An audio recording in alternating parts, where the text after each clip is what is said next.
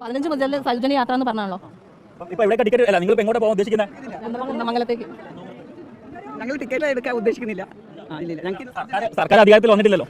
വിവരമില്ലായ്മ എന്ന് പറയുന്നത് അന്തസ്സല്ല, അതൊരു അവസ്ഥയാണ്. അപ്പൊ ആ അവസ്ഥയെ ചുമന്നു നടക്കുന്ന സ്ത്രീകളാണ് ഒരു സ്ത്രീ മറ്റൊരു സ്ത്രീനെ കുറ്റം പറയേണ്ട ഒരു ഗതികേട്. കാരണം എന്താ വെച്ചാൽ ഇപ്പൊ ബസ്സിൽ ഫ്രീ കൊടുക്കാന്ന് പറഞ്ഞതുകൊണ്ട് അങ്ങ് നേരത്തെ കയറി പിടിച്ച് ബസ്സിൽ കയറി ഇരിക്കുക, ഞങ്ങൾ ഇന്ന് മുതൽ ഇതാവൂല.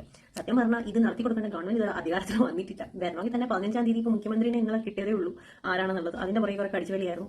ഇപ്പൊ ഒരു ഗവൺമെന്റിന്റെ അതിൻ്റെതായ പ്രോസസ്സുകളുണ്ട്. ഇന്നാ പിടിച്ചോന്ന് പറഞ്ഞിട്ട് കയറി വെക്കുന്നില്ല. ഇപ്പൊ ഏത് ഗവൺമെന്റ്, BJP ആയാലും കോൺഗ്രസ് ആണെങ്കിലും അല്ലെങ്കിൽ CPM ആണെങ്കിലും ഏത് പാർട്ടിയാണെങ്കിലും അവർക്ക് ടൈം എടുക്കും. ഇത് ടൈം ഒന്നും കൊടുക്കാതെ നിങ്ങൾ കയറി അങ്ങ് ഇറങ്ങിക്കുക. ആരെങ്കിലും പറഞ്ഞത് കേട്ട് എന്താ ഇന്ന് മുതൽ ഞങ്ങൾക്ക് ഫ്രീ തരണം, എവിടെ നയമേ?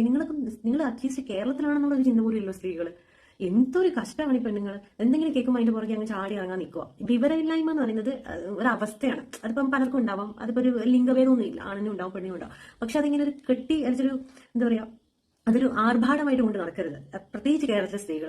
കുറച്ചെങ്കിലും വിദ്യാഭ്യാസം വിവരമുള്ളവരാണ് കേരളത്തിലെ സ്ത്രീകൾ. വേറെ പണിയൊന്നും ഇല്ലല്ലോ, ചുമ്മാ ഇരിക്കുക. അപ്പം പിന്നെ ഇങ്ങനത്തെ കുത്തിക്കാഴ്പൊക്കെ ഉണ്ടാവും, സ്വാഭാവികം.